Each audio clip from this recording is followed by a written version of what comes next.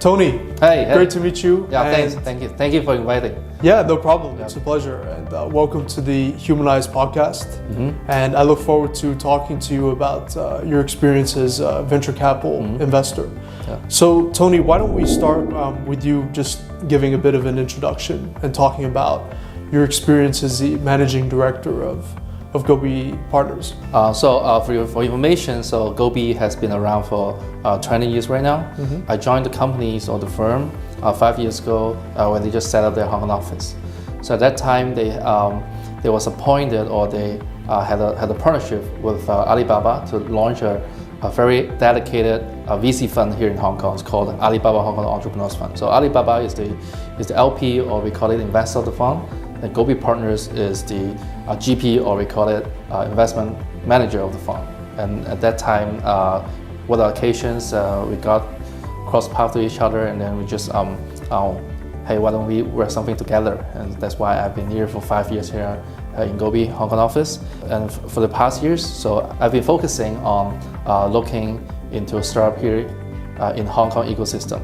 So what do we mean by Hong Kong ecosystem is that either anyone from the world set up their own startups, their own venture here in Hong Kong as a launching city or as a headquarter, or any Hong Kong permanent residents, they are setting up their own venture all around the world. And that's why 5 years now, so we have invested over 50 companies already, and actually we have a substantial portion of our capital actually deployed it in some startups, for example, in the States, in Southeast Asia, in Middle East, etc. So at the same time, helping our investee, our entrepreneurs within our portfolio to realize their dream, and at the same time to deliver financial performance or return to our own investor, or we call it LP.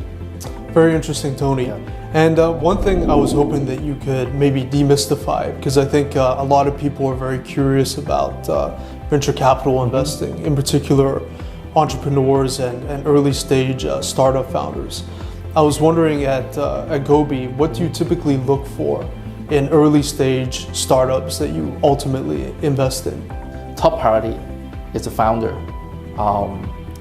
Founder's quality, founder visions, execution power, charisma, and we always looking into dedicated founders. They also need to be a good manager in the sense that so we really look into like founders' qualities in terms of their own visions, their own abilities, their own charisma, a lot of these kind of things.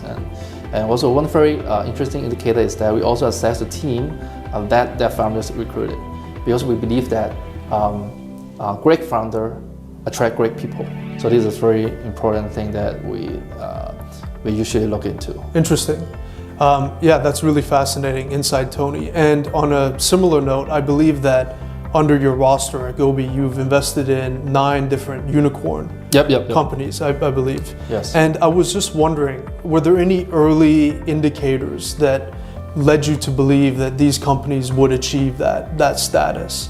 So for VC, apart from betting on founders, we're also betting on the economics. What the customer behavior, what the technologies, what the culture, or what the political situations, what the government regulations would change the overall market. That how new demands or how new supplies of certain product or service that will emerge in this market, and to create a new blue ocean market, or they can disrupt the original traditional existing conventional ways of doing things. What is going to happen in the market?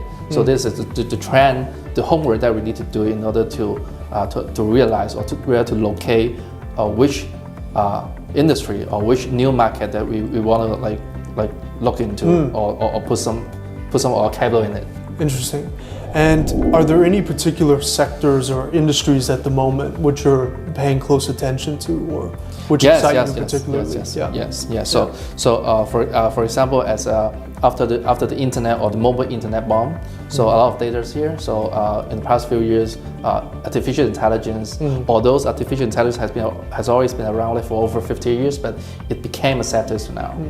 And a lot of companies that talk about artificial intelligence, big data. So this kind of data-driven intelligence approach to to do business has always been and will continue to be one of our focus. And also secondly, when we look into particularly in the China market, so we can see a lot of like new innovations around semiconductor. So how China equip themselves to have their own supply chain of in the semiconductor industry, and then a lot of new energy, new material, for example, ESG, carbon zero. It has been a very important topics around the world for decades. We also see a lot of new innovation here in the market. It's not only like how to make people's life better or easier, but how to make people's life sustainable, how to make the human race sustainable in the long run. Fascinating. Yeah. Something else I wanted to ask you, for those younger people or people who are perhaps fresh graduates who are interested in the world of venture capital investing and they want to break into this industry, what words of advice might you have?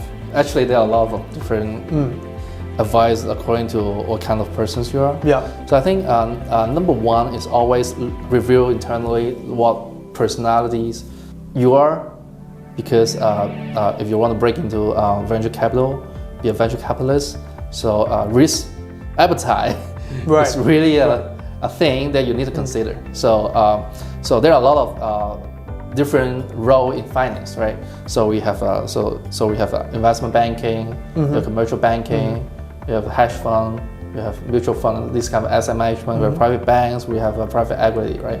And venture capital is a very special asset class here in the financial industry space that we have a very high return.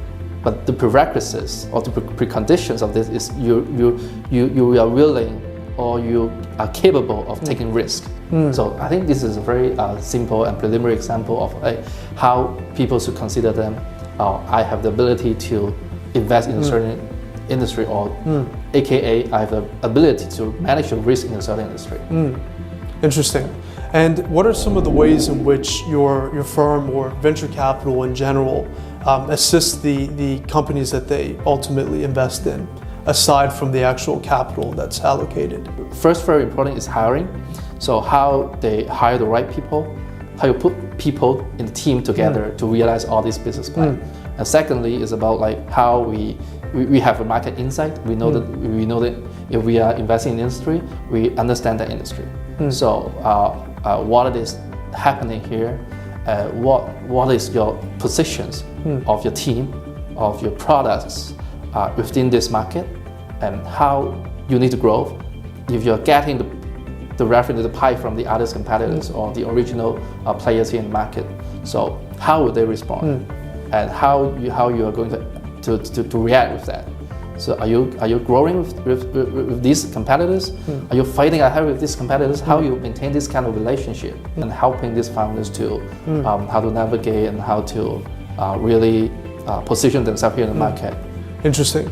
And one final question, Tony. I was wondering if you could give some general advice to first-time entrepreneurs or startup founders. You said that your firm has invested, or the split roughly is 50% are first-time entrepreneurs. And I find that quite surprising and interesting that that's the case. And since you have such a high ratio of first-time entrepreneurs, I was wondering what are some of the key things to keep in mind if you are a first-time entrepreneur? If you want to start a business, if you're doing this for money, I would say 50 or 60% you're going to fail. Right. One, you have the passions, you have the visions to realize that business plan, the business idea. And secondly, you need to be convinced that you have the ability to do that. So ask yourself, are you the best person in the world to execute this particular idea? So a lot of the questions is coming to you because when you are taking your own risk, you're spending your own life to implement or to build a business. So this is the cost that you pay. Right. Whether or not you're the suitable one, is this the best thing to do? Is it the right time to do? And emotionally, are you willing to give up everything for this particular business idea? So I think this is a very philosophical advice that I need to give. But actually, to me at least, is a very important question to ask themselves. Yeah, fantastic. This has been very insightful, Tony.